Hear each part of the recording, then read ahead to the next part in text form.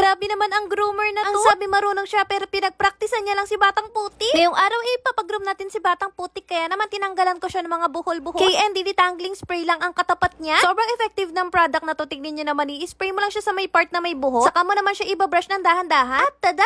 Ayan, tignan niyo naman na wala na ang kanyang buhol. Next naman ay lilinisan muna natin ang tenga niya. Ayan, meron na kasing balahibo at mabaho na din. Kaya naman ginamitan na natin siya nitong KND ear plucking powder. Maglagay ka lang ng powder sa ears nila para nga matanggal yung mga buhol. Eto kasi talaga ang dahilan kung bakit bumabaho ang mga tenga nila. Diyan kasi kumakapit yung mga dumi. After mga malagyan, ayan, dahan-dahan mo na siyang kunin. Kaya natin nilalagyan ng ear powder para nga mas mabilis siyang mabunot. After mo tanggalan ng buhok, eto namang ear cleaning solution. Eto naman ang makakapagpatanggal ng mabahong amoy sa tenga nila. At nakakapagpagaling din to ng maliliit na suga. After nga nun, eto na nga dumating na yung tinawagan kong groomer. Ay nangat dito palang nagrereklamo ko dahil napakabagal talaga niyang kumilo. Diyos ko, grabe naman itong groomer na to. Pinagpraktisan lang si Batang Putik.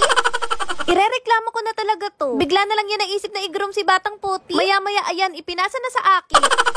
Dito nga, face trim ko na si Batang Putik. At ayan, nakikita nyo na sobrang kumukulit na siya. Kaya naman dahan-dahan dapat ang paggupit. Ito yung mga dapat matutunan nyo kapag gusto nyo makatipid at napakarami niyang dog. At ayan, pinaliguan ko na nga siya. Yung ginamit kong soap dito, yun din talaga yung nagpagaling sa kanya. Ito yung KND Anti-Tick and Flea Soap and Spray na siya. Tumubo ng mabilis ang buhok niya at 1 week pa lang meron ng result. Sa mga hindi pa nakapanood, ito pong itsura ni Batang Putik noon. Yes, opo, kahit ako hindi talaga makapaniwala na ibang-iba na ang itsura niya ngayon. O, sino ka dyan? At ayan, eto na nga itsura ni Batang Putik na pinagpraktisan ng kanyang daddy. Mukhang pumogi naman si Batang Putik kahit napagpraktisan. Inaasar pa nga siya ni daddy niya dito dahil sobrang pogi niya Pero ang yabang, galit na galit ang pogi. At eto naman si Batang Anino, Diyos ko nagpapapansi. Paano, hindi siya naliguan. Kaya naman ibinuhos niya na lang ang galit niya dito kay Batang Putik.